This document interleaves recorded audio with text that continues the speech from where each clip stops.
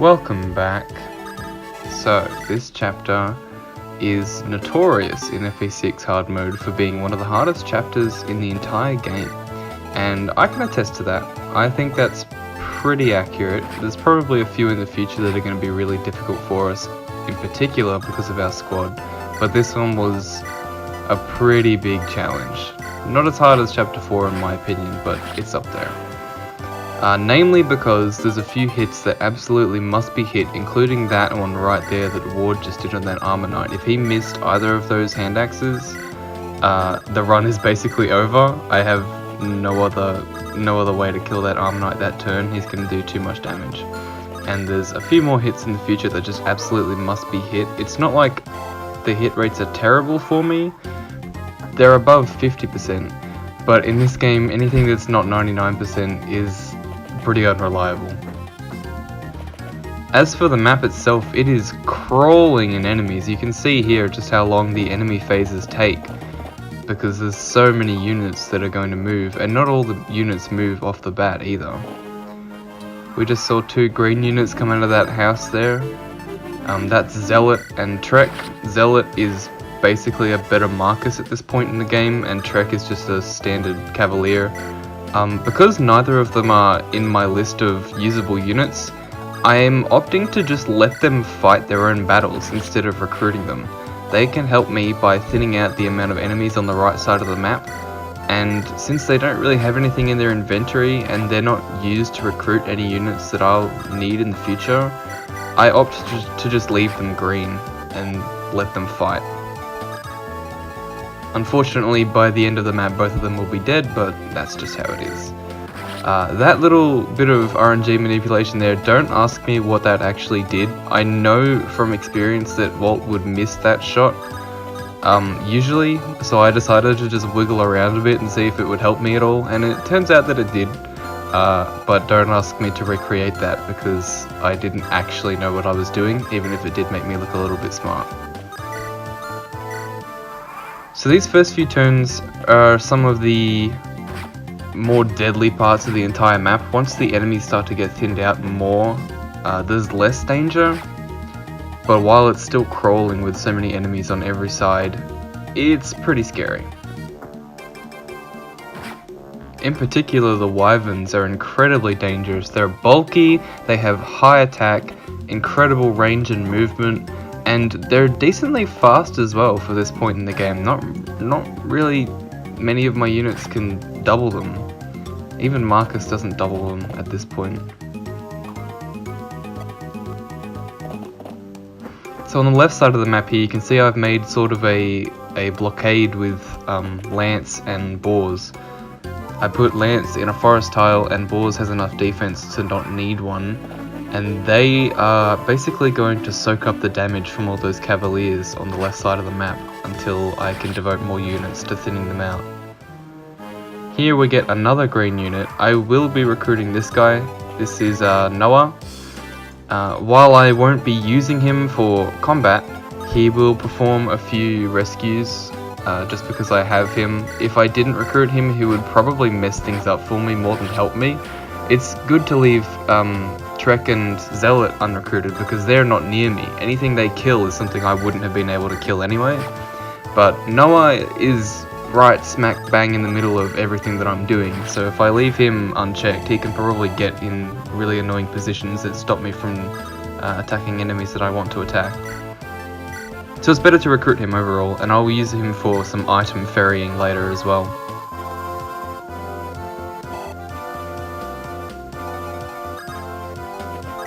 On some RNG presets, Rutger can't double this mercenary. There's actually a few units that Rutger can't double just by 1 or 2 points of speed, which is really unfortunate because he should have developed that by now. But luckily, on this particular run, he could. I was trying a strategy that involved having Rutger kill the mercenary at the start by doubling him, but it turned out that that wasn't necessary. To do that, I would have to reset the map until that mercenary had 11 speed, which was the lowest number that the mercenary could reach. But I sacked that plan and decided to go with another strategy that you're seeing here. So when it comes to the two green units on the right, they're pretty notorious for being incredibly difficult to recruit, particularly Treck, the man fighting right now, because he's weak and they spawn in the middle of a bunch of enemies. Luckily for us, we're not doing an all recruitment run, so I'm allowed to just let him die, which I will do because I don't need him for anything. As much as I like Treck, I won't use him. He will cling on to life for just another turn though, but he will die eventually. So as for the rest of this map, I'm sure you've noticed that there's a bunch of villages around, and all of these have some pretty good items in them, stuff that I want to collect because it's free. But there's so many enemies around right now that it's something I'll have to save for later in the map. Speaking of later in the map, I'm sure if you've played a Fire Emblem game before, you recognize that there is a shop, armory, and an arena in this map. And I'm sure if you've played, as I said, that you'll know where I'm going with this. I typically don't like to arena abuse in Fire Emblem games. I think grinding in general is just kind of a boring mechanic. I'd rather do things the way the game is naturally paced. But I'm making an exception here, not because my units are weak, but because in one of these shops in particular, you can buy chest keys. And as I cannot use any of my thieves for the entire run to open chests, I decided that what I would do here is arena abuse purely until I had enough money to buy as many chest keys as I would need for the rest of the run, which is exactly what I did. You're not going to see it because it took a long time, but I grinded the arena until I had enough money to buy all the chest keys, all the door keys, and a few extra weapons that I would need for the rest of the run. So no more arena abusing, will be done after this point in the game. That doesn't mean I'll never use the arena again, I just won't be abusing it as hard as I did in this map. To combat how grinding makes the game easier, I didn't focus on any particular unit. I basically had an engine of units just walking in and walking out of the arena every turn, and doing one battle before going and getting healed and letting someone else do it. So I didn't focus anyone in particular. No one's going to be super highly leveled after this map, higher than they were before at least, but everyone got a decent amount of experience out of it. I will showcase the levels gained at the end of the map. And it's not too significant, but it's definitely going to help in the next few chapters. Again, I don't really like to do this kind of thing, but there's really no good opportunities for me to get these chest keys past this point. Not as many as I'm able to get here at least. And there's a lot of items that I do want out of the chests. I didn't grind for every single chest in the game. I did pick which chests had items that I would actually need, so I didn't grind more than I needed to basically, but I did still grind a decent amount. You see here on the right things have mostly cleared up, and on the left there's still a few enemies. Zealot is actually surprisingly healthy for how long it's been in the map. Often he would die way earlier than this, but he's been getting some lucky dodges. Unfortunately that last round for him was not too lucky. It was basically a wasted round as neither the mage nor him actually connected with any of their hits. But that's okay. As long as he can keep that wyvern distracted, I don't really mind. I need that wyvern to not be over where all the rest of my units are while there's still cavalry to take care of. HP, skill, speed from Wolt, that's fine. You'll see later in the video though, my Wolt is pretty severely strength screwed. He has a 40% strength growth, and I think he's leveled up strength twice so far. And spoiler alert, he doesn't level up strength again for the rest of the map, even though he gains I think about 4 levels from here on out. So my Wolt's already a bad unit has become a pretty awful unit. I'm not even sure that promotion bonuses will save him at this point. But alas, I will be using him for the rest of the run, so... You saw me checking what turn it was there just very briefly, And that's because in standard hard mode style, there will be reinforcements joining us relatively soon. They start on turn 10, I believe, enemy turn 10, and they continue until enemy turn 15. That part of the video will be sped up because it's kind of boring to watch the exact same set of units run at the same 2 of my units until they all die, but we're not quite there yet. Lance and Boars have done a really good job on the left side of the map of keeping those cavalry from reaching the center of the map where the rest of my squishy units are. If they manage to run through, this map would be pretty much impossible. I have way too many soft units that would die very quickly to all these cavs. Speaking of dying, Zealot's not looking so healthy anymore, so he will be kicking the bucket soon. He's lasted, as I said, an impressively long time and done quite a decent amount of damage, and I believe he will kill this mage before he goes. But that's about it for him. There's not a whole lot left he can do. I didn't even mention it, but those physic bishops were incredibly annoying. I would often get enemies low, particularly on the left side, and then they would just run off and get healed, basically resetting all my progress, which was incredibly frustrating. Luckily, one of them just delivered themselves to Marcus's loving blade, but they're still kind of frustrating to deal with. And unfortunately, again, because I don't have a thief, I couldn't just steal them either.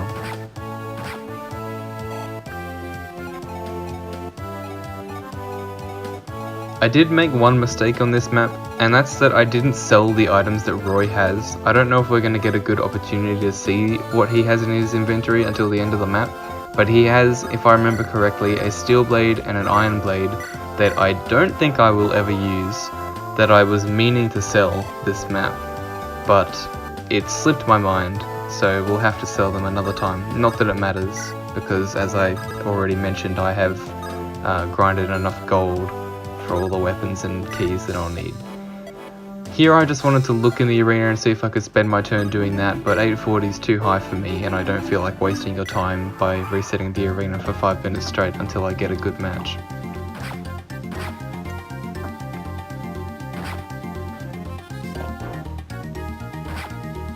So the enemies on the left are basically cleared up, and it's just the wyvern on the right side that I'm worried about now. Zealot did a really good job of clearing a lot of enemies before he died. Unfortunately, he did die. But not a huge loss for us in particular, because even if we had recruited him, we wouldn't use him anyway, and a used steel lance and javelin doesn't exactly sell for a whole lot, so not a huge loss.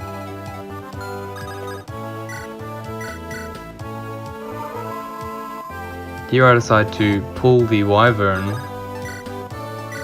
because he's the one enemy left that I absolutely have to deal with before the reinforcements come in. Apart from these 2 cavaliers, of course, one of whom I will deal with right here, right now.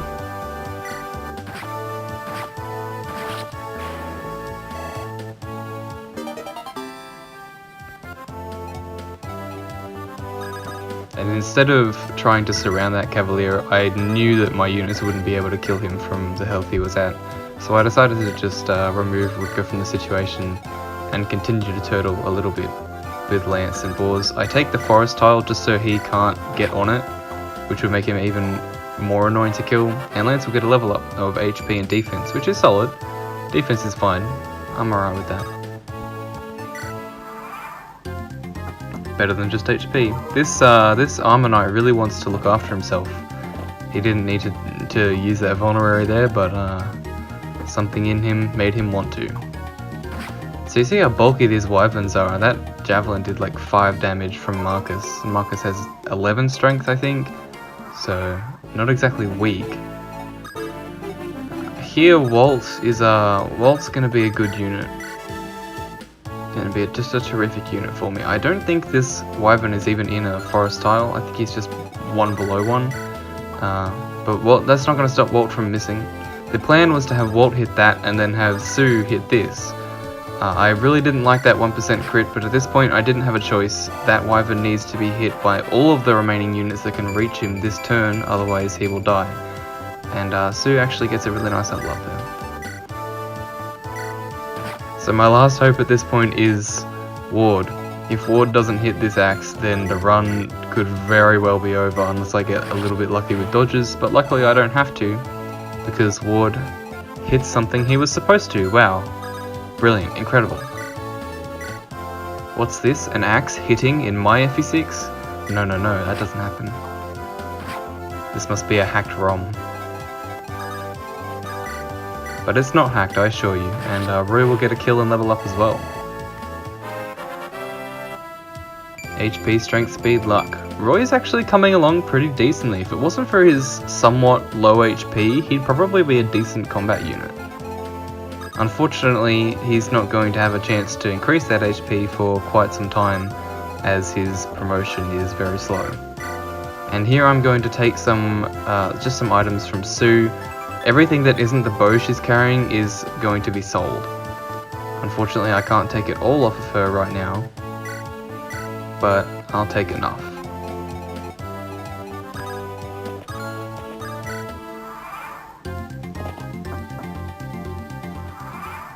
So at this point, we're very close to the reinforcements coming in.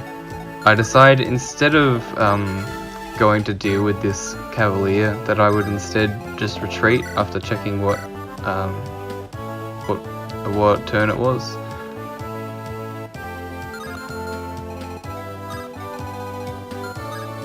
Yeah, you see there it's turn 9, and the reinforcements spawn at the start of the enemy's next phase. So not the one that's coming up right now, but the one after. And that gets me a little bit scared, so I decide to just run away instead of pushing that priest and trying to kill the cavalier. Marcus is pretty much essential for this defense right here. Boars gets almost one-rounded by one of the Silver Lance cavs, and he can get javelined by one of the other ones and die in one round essentially, so I cannot use him to defend here. That was a lesson learned the hard way, I assure you.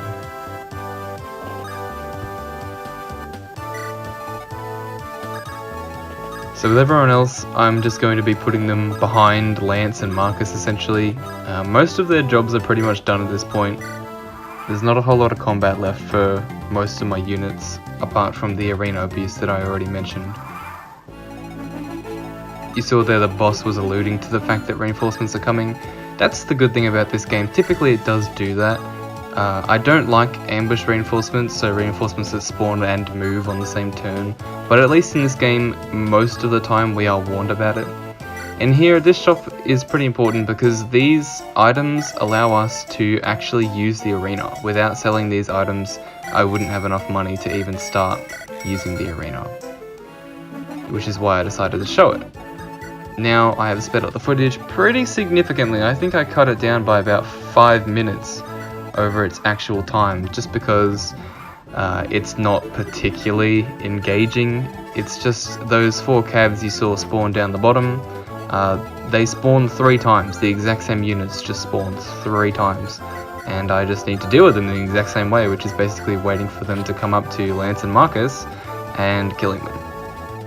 Their AI was actually a little bit wonky. I think their targeting was a bit off, which you'll see in just a little bit here when they actually make it to us. But it worked in our favor, so I'm not upset about it.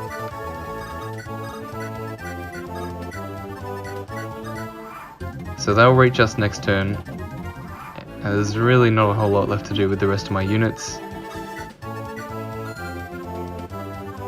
Most of them I just put in a corner. My archers can help out a little bit, and obviously Saul is going to be required every time one of my main units takes a hit. But for the rest of them, they've pretty much got relaxing duty. They don't have to do anything. Here I just sell off a little bit more. This is where I forget to take the items off of Roy and sell them as well. Unfortunate, but we'll have more opportunities, and it didn't really affect anything in the long run.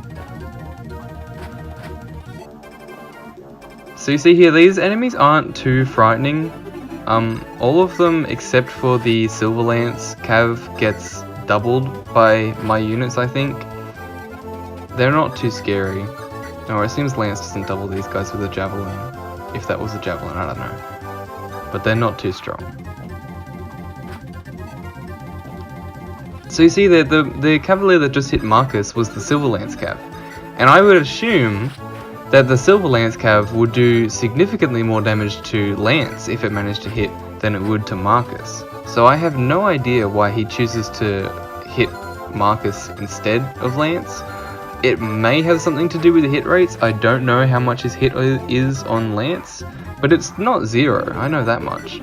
And as far as I was aware, the AI in this game worked based off of how much damage it did more than any other factor. So I was a little bit puzzled by this, but at the end of the day I want them hitting Marcus because Marcus has weapon triangle advantage that Lance doesn't, and he has more defense and more HP. So I'd much rather he be the one dueling the Silver Lance Cav instead of Lance.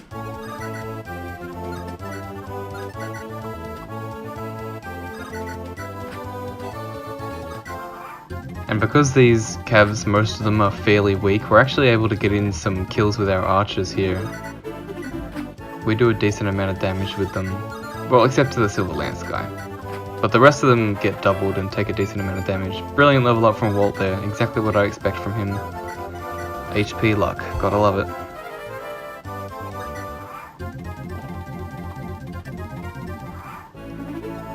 And so after this wave, I believe there is one more.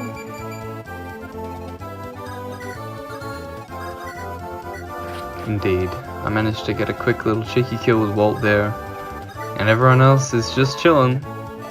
Get a nice little level up for Saul there, HP, brilliant. It's exactly what I wanted for him. You know, who needs magic? Who wants to heal more HP in every staff use? Not me. I'm fine with whatever I get.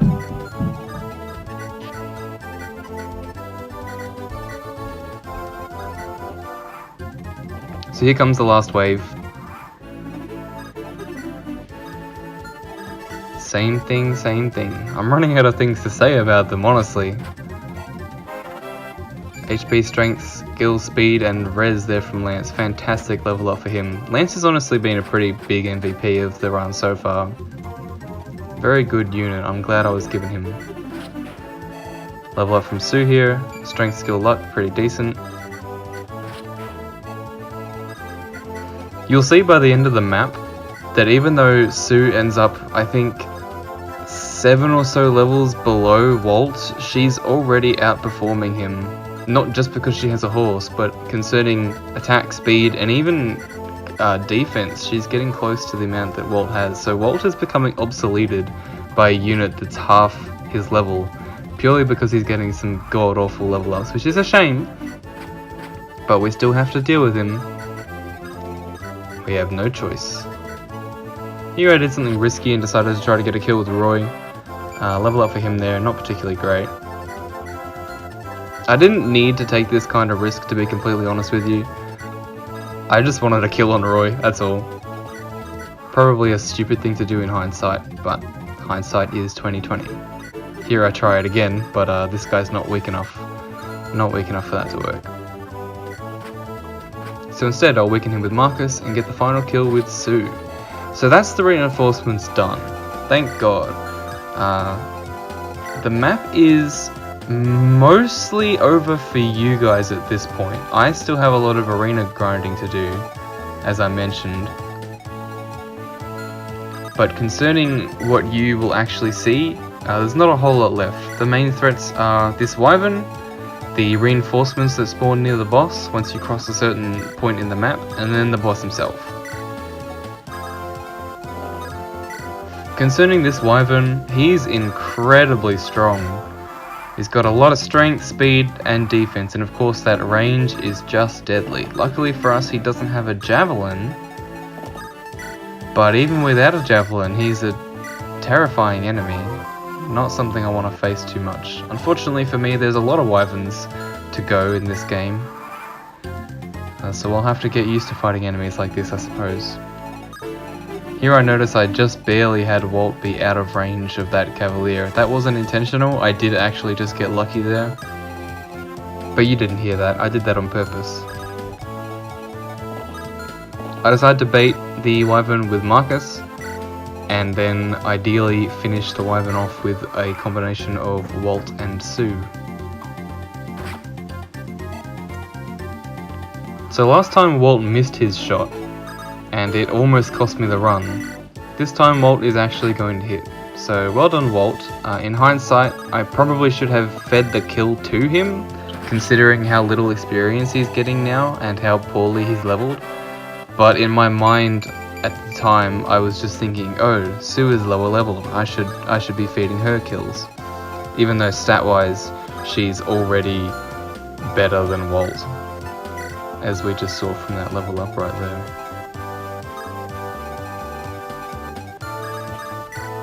So with the rest of my units, most of them don't have any work to do even now.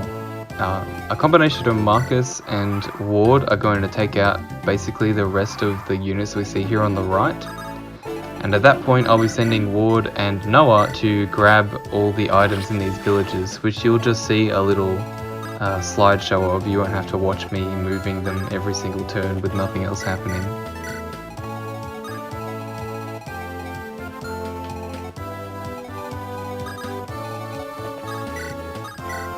I really wish I could have grabbed the heal staves off of these healers. It would probably be really nice for Saul to have a few physics staves, but alas, no thieves.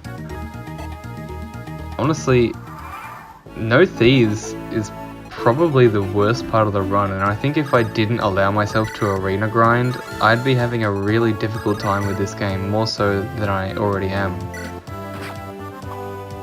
But arena grinding was never out of the rules, it was never not allowed, so I decided to abuse it while I could. This is basically the best opportunity I will ever have to get chest keys, and so I took it. Unfortunately, I don't think this run will ever qualify for a low turn count run, but that's never what this has been about. I'm sure if someone who was actually good at the game and could complete chapters in a small amount of turns saw my run, they would probably cringe and probably cry a little bit on the inside, and I apologize for that, but unfortunately when you've been dealt the hand I have and these are the only units you have to play a certain way. Not saying that I couldn't play faster, I probably could if I really wanted to, but hey, what I have works, so. Here I can just barely get the one round KO on this archer with an iron axe. All the other weapons lack just a little bit of might. Again, not that that guy needed to be killed, but... So before grabbing all the items, I decided to deal with the enemies that spawned from the boss. After you cross that threshold right there, the line that Marcus just crossed, all these enemies spawn from near the boss. So I decided, just in case I would have to reset upon someone's death, I would just kill them first, and then do the rest of my grinding and item pickups later. So while most of these enemies don't look too scary, apart from maybe the mages, Marcus comes incredibly close to death. These next few turns, every single action has a lot of meaning, and you'll see exactly why. Again, not that I was smart enough to have this planned out. In fact, I made a mistake at a certain point which almost cost me this run. Here I'm just checking how much damage these mages do and whether or not I double them. I was also checking for crit.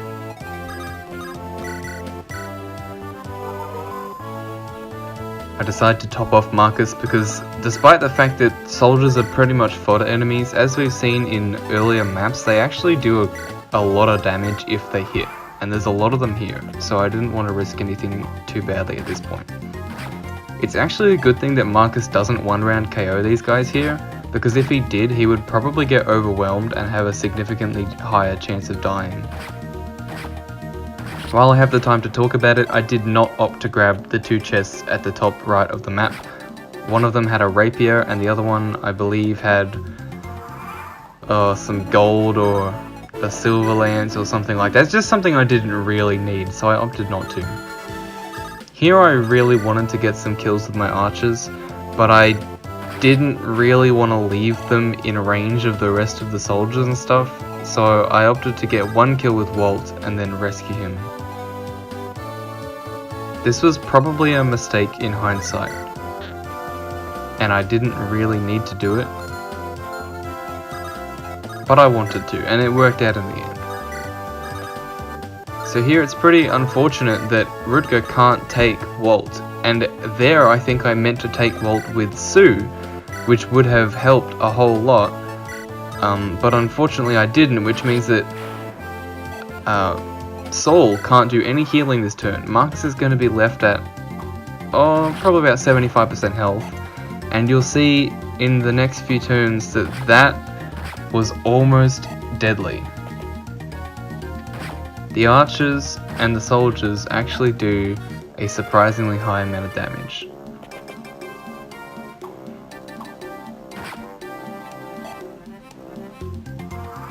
Especially because some of them have steel lances. We're not seeing it too often because they're attacking from 2 range, but I think most of these soldiers have a steel lance.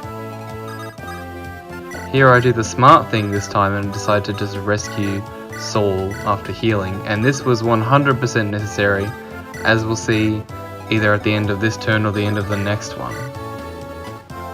I decide to try to kill the archer here, and I am punished for it. I take quite a bit of damage from his retaliation, and I don't actually kill him. I probably should have just killed one of the soldiers.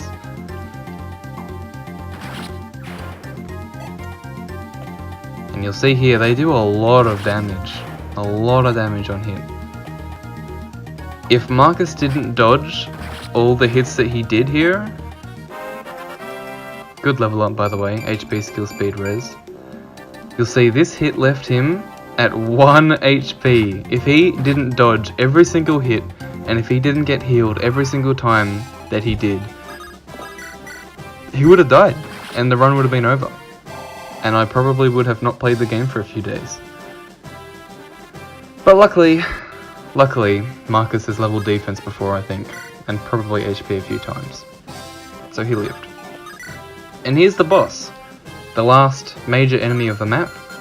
Not too challenging. I opt to not use Rutger because the boss has 4% crit, and we know how that works out for Rutger. I decide to instead use Marcus. So this will pretty much be it for the commentary point. The boss is simple, he dies in 2 turns. And at the end of the video, you'll just see a collection of items that I grabbed from the villagers, and you'll get a little run through of all the units that I used in the arena, so you'll get to see exactly how far they've leveled and what their stats are looking at now. Before I go, I'll say that Lance is coming along really nicely. As I've already said, Wolt is completely strength screwed. Sue is better than him in nearly every way, and she's not even half his level, I don't think. And as for everyone else, most of them are pretty decent. I don't have a lot of complaints. Ward could stand to have some speed, but I know that's not his thing. And I can't complain with how much strength he has. So that's it from me. Just enjoy this little montage of items being picked up and my units being bad. See you next time.